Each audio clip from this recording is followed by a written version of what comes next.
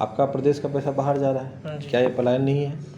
आपका जो इनकम है, आपका जो रेवेन्यू है, आपके जो रिसोर्सेस हैं, वो कहीं न कहीं सारा पैसा बिहार से बाहर जा रहा है। नौकरी करने के लिए आप बाहर जा रहे हैं और बेहतर इलाज के लिए बिहार से बाहर जा रहे हैं। जी बिल्कुल। तो पलायन तो हर तरह से है।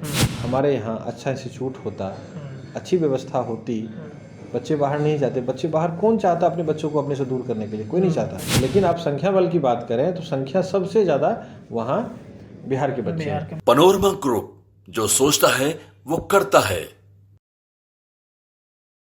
नमस्कार, भारत लाइव देख रहे हैं आप। बिहार और बिहार की पॉलिटिक्स के अलावा बिहार में एक चर्चा पलायन का भी होता है। पलायन जो बिहार के लिए अभिशाप है, ये कभी रुकता नहीं है। पलायन और पॉलिटिक्स निरंतर बिहार में चलते रहते हैं, लेकिन कुछ ऐसे भी कारक हैं जिन वजहों से बिहार में पलायन जैसे जो शब्द होते हैं उन पे विराम लग जाता है।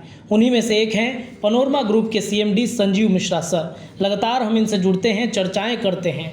जो पूर्णिया और सीमांचल मिथिलांचल के जो इलाके हैं, उस इलाके में अगर आप जाएंगे तो संजीव मिश्रा सर की खूब चर्चा होती है। पनोरमा ई होम्स, पनोरमा अस्पताल और अब पनोरमा परिवार में कई ऐसी वस्तुएं हैं, कई ऐसी चीज़ें हैं जो लगातार जुड़ रही हैं। इन तमाम विषयों पर आज एक बार फिर से हम जुड़ चुके हैं इनसे बातचीत करने के लिए। सर, आपका बहुत बहुत स्वागत है भारत लाइव पे। बहुत बहुत धन्यवाद आपका। सर, बिहार के लिए जैसा कि मैंने कहा, पलायन और जो पॉलिटिक्स होता है निरंतर चलते रहता है। पलायन को रोकने के लिए आप लगातार काम कर रहे हैं। पूर्वा जो सीमांचल मिथिलांचल के इलाके में हैं, हम लगातार जाते हैं, भारत लाइव की टीम जाती है, देखती है कि वो जो जगह है, उस जगह पे जहाँ पे पिछड़ेपन का कारण है, आप वहाँ पर तमाम जो चीज़ें लेकर आते हैं पनोरमा ग्रुप के माध्यम से, जिस वजह से पलायन रुक जाता है। आगामी दिनों के और क्या चीज़ें हैं जिस वजह से शायद बिहार में पलायन पूर्वांचल सीमांचल के इलाके में तो रुक गया, और बिहार के अन्य जगहों पे कैसे रुकेगा? देखिए, ये जो पलायन की बात कर रहे हैं, सिर्फ नौकरी में पलायन नहीं है, शिक्षा में पलायन है और बहुत तादाद में है। लोग जान रहे हैं, अभी सारे बच्चे कोटा जाते हैं पढ़ने के लिए। आपका प्रदेश का पैसा बाहर जा रहा है, क्या ये पलायन नहीं है? आपका जो इनकम है, आपका जो रेवेन्यू है, आपके जो रिसोर्सेस हैं, वो कहीं न कहीं सारा पैसा बिहार से बाहर जा रहा है। चाहे वो शिक्षा में हो, चाहे वो स्वास्थ्य में हो, चाहे वो नौकरी के लिए हो। पलायन हर जगह है। सिर्फ हम ये देख रहे हैं कि नौकरी करने के लिए लोग बाहर जा रहे हैं, ऐसा नहीं है। पढ़ाई के लिए आप बाहर जा रहे हैं, नौकरी करने के लिए आप बाहर जा रहे हैं और बेहतर इलाज के लिए बिहार से बाहर जा रहे हैं। जी बिल्कुल। तो पलायन तो हर तरह से है और कहीं न कहीं स्टेट का ये कमजोरी है। यदि आज हमारे यहाँ अच्छा इंस्टीट्यूट होता, अच्छी व्यवस्था होती, बच्चे बाहर नहीं जाते। बच्चे बाहर कौन चाहता अपने बच्चों को अपने से दूर करने के लिए? कोई नहीं चाहता। हम भी नहीं चाहेंगे, आप भी नहीं चाहेंगे। यदि बच्चे बिहार से बाहर प्रदेश जा रहे हैं तो कहीं न कहीं उसको एजुकेशन की यहाँ कमी खल रही है। आज बच्चे मेरठ, छाता एक जगह है उत्तर प्रदेश में, देख के हैरान रह गया। बिल्कुल गांव है मेरठ के पास, मथुरा के पास में। मथुरा से पहले और दिल्ली से मथुरा के बीच में जाएंगे, छाता एक जगह है, वहाँ बड़े बड़े यूनिवर्सिटी खुल गए, कॉलेज खुल गया, सारे बच्चे बिहार के। आपको मैक्सिमम बच्चे आपको सबसे ज़्यादा कहीं मिलेंगे तो वो बिहार के मिलेंगे। फिर सेकेंड पोजीशन पे उत्तर प्रदेश का, चूँकि उत्तर प्रदेश है तो ऑब्वियस है उस स्टेट का बच्चा रहेगा। लेकिन आप संख्या बल की बात करें तो संख्या सबसे ज़्यादा वहाँ बिहार के बच्चे हैं। तो पलायन तो निरंतर, इसको सरकार किस एंगल से, सिर्फ ये नहीं कि नौकरी की वजह से हम नौकरी देंगे तो पलायन रुक जाएगा। आप उद्योग लगाइए, पलायन रुकेगा। अच्छा शिक्षा दीजिए, अच्छा यूनिवर्सिटी है, कॉलेज, अच्छी व्यवस्था बनाइए। इंफ्रा तो है हमारे पास, लेकिन उसको हम मेंटेन नहीं कर पाते हैं। आप किसी सरकारी दफ्तर में देखिएगा कि पानी का मशीन, एक एग्जाम्पल दे रहा हूँ छोटा सा, लगा हुआ है आरओ, 3 महीने के बाद खराब हो गया, उस मशीन को रिपेयर नहीं होगा। वो मशीन क्या होगा? नया खरीद के आएगा। जी। तो इन सब चीज़ों पे सरकारी विद्यालय बना दिए हैं, लेकिन उस पर क्या है कि व्यवस्था नहीं है। अभी पाठक साहब आए हैं तो स्थिति बेहतर होती जा रही है। इसी तरह के पदाधिकारी का हर डिपार्टमेंट में जरूरत है, चाहे वो हेल्थ हो। बेसिक चीज़ है हमारा। देखिए, शिक्षा और स्वास्थ्य जी, ये हमारी नेसेसिटी है। बिल्कुल। जैसे रोटी, कपड़ा और मकान जरूरत है, उसी तरह से शिक्षा और स्वास्थ्य जरूरत है, जिसके लिए सरकार को एक स्ट्रिक्ट स्टेप लेना होगा और इसको इमीडिएट सुधारना होगा। नहीं तो जो पलायन है वो नौकरी के साथ साथ शिक्षा और स्वास्थ्य में निरंतर हो ही रहा है। एक संजीव मिश्रा क्या कर लेगा, कितने को नौकरी दे देगा। जी जी जी। और मैं जो भी यूथ दर्शक है मैं उनसे ही बोलूँगा कि अपने प्रदेश में कुछ कीजिए। आप बाहर जाके बेहतर कर रहे हैं, यहाँ थोड़ी बहुत कठिनाई है, मैं जान रहा हूँ। मैं चूँकि व्यापार कर रहा हूँ तो परेशानी तो है ही, लेकिन हम यही अपने यूथ से रिक्वेस्ट करेंगे कि आप जो भी बाहर जाके कर रहे हैं, अपने प्रदेश में भी संभावना है, स्कोप है, आप यहाँ भी उसको धरातल पे उतार सकते हैं। और इसी तरह से यदि हमारे जितने भी यंगस्टर्स हैं कुछ न कुछ उद्योग लगाएंगे, व्यापार करेंगे, स्मॉल स्केल इंडस्ट्री है, व्यापार है, ट्रेडिंग है, मैन्युफैक्चरिंग है, यदि डलेगा यहाँ हमारे यहाँ तो कहीं न कहीं हमारे यहाँ का पैसा हमारे यहाँ ही रहेगा। इससे हमारा बिहार समृद्ध होगा, सुंदर होगा, स्वच्छ होगा। सर आपने बेरोजगारी की बातचीत की, स्वास्थ्य में जो पलायन होता है उसकी चर्चा की, आपने पनोरमा स्कूल्स का भी निर्माण वहाँ पे कराया है, उसकी फ्रेंचाइजीज भी आप दे रहे हैं, तो शायद ये कि ये पहल है, कैसे उस फ्रेंचाइजी को लिया जा सकता है, कैसे उसकी शुरुआत की जा सबसे सकती पहले मैं बता दूं, हमारे यहाँ बिहार में कम से कम 200 से 150 से 200 ऐसे ब्रांड्स हैं जो बिहार से बाहर आकर के यहाँ व्यापार कर रहे हैं। बहुत ऐसे किडजी है, मदर्स प्राइड है, ढेर सारी ऐसी कंपनी, बचपन है, ये सब दूसरे प्रदेश का है। वो क्या करता है, पैसा आपका, इन्वेस्टमेंट आपका, मैनेजमेंट आपका, टाइम आपका, इंफ्रा आपका, बिल्डिंग आपका, ज़मीन आपका, रॉयल्टी वो ले जा रहा है। हमको उसको ब्रेक करना है। ये सबसे बड़ा अचीवमेंट होगा कि अपने प्रदेश में, क्या बिहार के सारे बच्चे, मैक्सिमम बच्चे बिहार के IAS बनते, क्या यहाँ लोगों के पास दिमाग नहीं है, या प्लानिंग नहीं है, विजन नहीं है, सोच नहीं है। हम क्या करते हैं, दूसरे का फ्रेंचाइजी लेकर के और हम अपना पैसा हम कमाते हैं, मेहनत हम करते हैं और उसका रॉयल्टी कोई न कहीं दूसरा स्टेट का लोग ले जाता है। हमको ये चीज़ मेरे दिमाग में हिट किया, और चूँकि पनोरमा स्कूल हमारा चल रहा है, हमने छोटे बच्चों का स्कूल खोला जी। और मैं अपने पनोरमा के नाम से, पनोरमा किड्स के नाम से अभी 10 सेंटर खोल रहा हूँ। अच्छा। हमारा काम चल रहा है, बहुत जल्दी उसका ओपनिंग भी कर देंगे।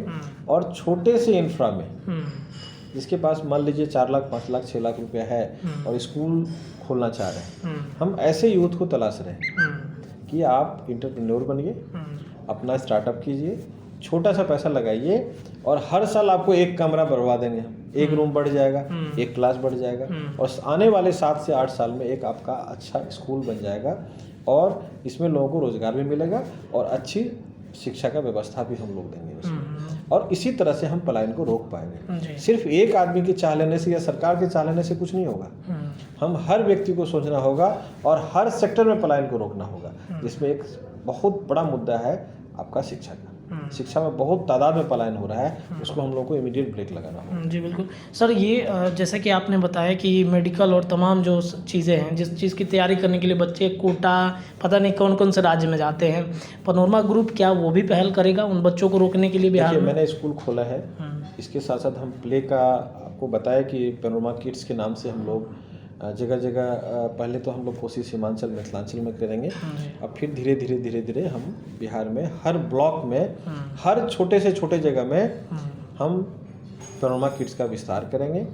इसके साथ उसी का फिर हम लोग 2 सेक्शन, एक जूनियर और सीनियर का रखेंगे, क्योंकि हमारा स्कूल रनिंग में है तो हमें बहुत ज़्यादा दिक्कत नहीं है कि हमको नया संस्थान चलाना, क्योंकि एक संस्थान आपका जब रन कर जाता है फिर दूसरे में एफर्ट्स कम लगता है, क्योंकि सारा सिस्टम्स, नॉर्म्स जो भी है, बायोलॉजी आपको पता होता है, तो बहुत ज़्यादा सेकंड में एफर्ट नहीं लगाना पड़ता है।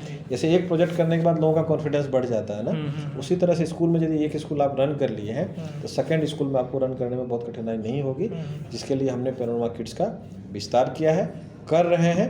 इसके अलावा आपने सवाल पूछा IIT, JEE, medical coaching centre की। जी कोचिंग बिल्कुल मेरे दिमाग में है ये चीज़, और मैं अपने गांव से इसकी शुरुआत करूंगा ताकि बच्चे एडवांस कोर्स के लिए, ताकि 9-10 से उसको हम तैयारी शुरू करवा दें। और सरकार इस पर कर भी रही है। अभी जो NEP आया है, न्यू एजुकेशन पॉलिसी, उसमें है भी बच्चा जिधर जा रहा है वो आप अपना 8th के बाद ही निर्णय कर लीजिए कि वो किस सेक्टर में जाना चाह रहा है। जैसे हम लोग 9th में ही कॉमर्स रख लिए थे, तो हम लोग को 11th-12th में बहुत परेशानी नहीं हुई थी। तो अभी से आपको निर्णय लेना है कि आपके बच्चे को डॉक्टर बनाना है, इंजीनियर बनाना है, प्लम्बर बनाना है, इलेक्ट्रिशियन बनाना है, या मैकेनिकल इंजीनियरिंग करना है, या आपको संगीत में आगे बढ़ना है, या किस फील्ड में आपको बढ़ना है, कारपेंटर बनना है या एक अच्छा इंडस्ट्री लगाना है, मैन्युफैक्चरर बनना है, अभी से उसको यही एनईपी है, एनईपी यही है। तो अभी से कोचिंग देना, क्लासेस करना भी देख रहे हैं कि हम लोग 9th-10th के बच्चे को क्लासेस से स्टार्ट एडवांस करवाते हैं। मतलब कोर्स तो पढ़ाते ही हैं, उसके अलावा हम लोग क्या करते हैं, अलग से बच्चे को पढ़ाते हैं ताकि उसको मेडिकल में, इंजीनियरिंग में दिक्कत ना हो। तो वो चीज़ भी हम अपना गाँव से शुरू ऑलरेडी कर दिया है और धीरे धीरे इसका विस्तार हम बिहार में करेंगे। सर हम छातापुर आपके गांव में गए थे, काफ़ी लोग आपको चाहते भी हैं, पसंद भी करते हैं। सामाजिक कार्यकर्ता के रूप में तो आप काम कर ही रहे हैं। आगामी दिनों में चूंकि चुनाव का मौसम है सर, तो सवाल लाजमी बनता है पूछना कि चुनाव क्या मन है लड़ने का, क्योंकि समाज में लोग सेवा करते करते एक चाहिए होता है, पॉलिटिक्स में लोग जाते हैं ताकि और विस्तारित रूप से हम सेवा कर पाए। तो क्या ऐसा मन है? पूर्व में भी आप सर लड़ चुके हैं। ये बात आपने सच कहा है। यदि कुछ करना हो अपने समाज के लिए, अपने गांव के लिए, अपने क्षेत्र के लिए, तो कहीं न कहीं कुर्सी तो चाहिए। बिल्कुल। लेकिन मेरा ऐसा अभी कुछ मन नहीं है। सेवा रहा तो सेवा और पॉलिटिक्स में बड़ा फ़र्क है। सेवा एक अलग चीज़ है जो निरंतर बिना किसी लोभ लालच का, बिना किसी मतलब फ्यूचर में क्या होगा क्या नहीं होगा, इसका बिना जोड़ तोड़, बिना किसी गणित का हम निरंतर, देखिए लोग किसी एक एरिया को टारगेट करता है, सेवा की बात करते हैं, या सेवा तो बहुत तरह से हो सकता है। हम अच्छा शिक्षा दे रहे हैं समाज में, वो भी सेवा है। अच्छा हॉस्पिटल हम बनाए, वो भी एक समाज सेवा है। आप जिस किसी काम को अपने समाज के लिए, सोसाइटी के लिए करते हैं, वो सेवा है, उसको आप ईमानदारी से करते हैं। यदि हम बिल्डिंग बना के बेच रहे हैं, अच्छे तरीके से हम डिलीवर कर दें कस्टमर को, तो वो भी एक सेवा है। क्योंकि आप वो हर बिजनेस जो अच्छे से ईमानदारी से अपने काम को कर रहा है, समाज का निर्माण ऐसे ही होता है। हर व्यक्ति, एक नाई है, वो भी सेवा है, लेकिन अपने काम को ईमानदारी से करे। जी। फौज, कोई ज़रूरी नहीं कि हम फौज लाठी लेकर के, हथियार लेकर के हम बॉर्डर पर जाएं तो हम सेवा कर रहे हैं। आप समाज में रह के, अपने फैमिली बच्चों के बीच में रह करके भी सेवा कर सकते हैं। वो मैं निरंतर कर रहा हूँ, और किसी एक सेक्टर में नहीं। हम एजुकेशन में भी, हेल्थ में भी, आर्ट एंड कल्चर में भी, आर्ट एंड कल्चर भी हम लोग का बहुत ज़्यादा एक्टिविटी होता है। मैं हर साल करता हूँ। मतलब बच्चों को बड़ा मंच मिलता है, और हम चाहते हैं कि हमारे यहाँ के बच्चे को एक बड़ा मंच मिले, प्लेटफॉर्म मिले। क्योंकि अभी गांव में हमने देखा था कि टैलेंट छुपा हुआ है, उसको मंच नहीं मिल पा रहा था। तो हम लोगों ने पेनोरमा स्टार स्टार्ट किया, बच्चों को बड़ा मंच दिया, बड़े बड़े सेलिब्रिटी को बुला करके उनके सामने वो बच्चों को परफॉर्म कराया, उनके हाथ से सिल सर्टिफिकेट दिलवाया। तो बच्चे का एक ना अंदर से मोरल बूस्टअप होते हैं, बच्चे को लगता है कि नहीं हम भी ऐसा कर सकते हैं। और वहाँ से, उसी मन से हमारे यहाँ बच्चे आज मुंबई में जाकर के काम कर रहे हैं। जी जी जी। तो ये हमारी सफलता है, ये हमारा पेनोरमा ग्रुप का सफलता है। इसमें हम निरंतर प्रयास कर रहे हैं। रहा पॉलिटिक्स का, वो वक्त बताएगा क्या करें। चलिए, शायद इसी वजह से जो भारत लाइव की टीम है वो संजीव मिश्रा सर को बिहार का अंबानी कहता है, क्योंकि एक अंबानी जो इस वक्त पूरे देश भर में, देश ही नहीं पूरे विदेश भर में अपने इंडस्ट्रियल हब को बढ़ा रहे हैं, दूसरे संजीव मिश्रा सर हैं जिनकी सोच और जिनकी लगन, जिस तरीके से इनका कॉन्सेप्ट है बिहार की जनता के लिए, बिहार वासियों के लिए, वो आने वाले दिन में वाकई में एक इंडस्ट्रियल हब बन करके उभरेगा। फिलहाल तमाम विषयों पर हमने बातचीत की है। बहुत बहुत धन्यवाद सर समय देने के लिए। जुड़े रहिए भारत लाइव के साथ, तमाम अपडेट लगातार मिलेंगे। धन्यवाद। पेनोरमा ग्रुप, जो सोचता है वो करता है। अगर ये वीडियो पसंद आई और वह बिहार के राजनीति और बिहारियत से सरोकार रखेनी तो सब्सक्राइब बटन दबा के चैनल के सब्सक्राइब कर ली। ओजे एगो घंटी बा, ओकरा बटन दबा देला से कुल सटीक और मारक खबर रुआ मुफ्त में मिल जाई। अगर रुआ पत्रकारिता के हमनी के नया प्रयोग में सहयोग कर चाहतानी तो ज्वाइन बटन दबा दी। पेटीएम नंबर नोट कर ली 9386816700। धन्यवाद।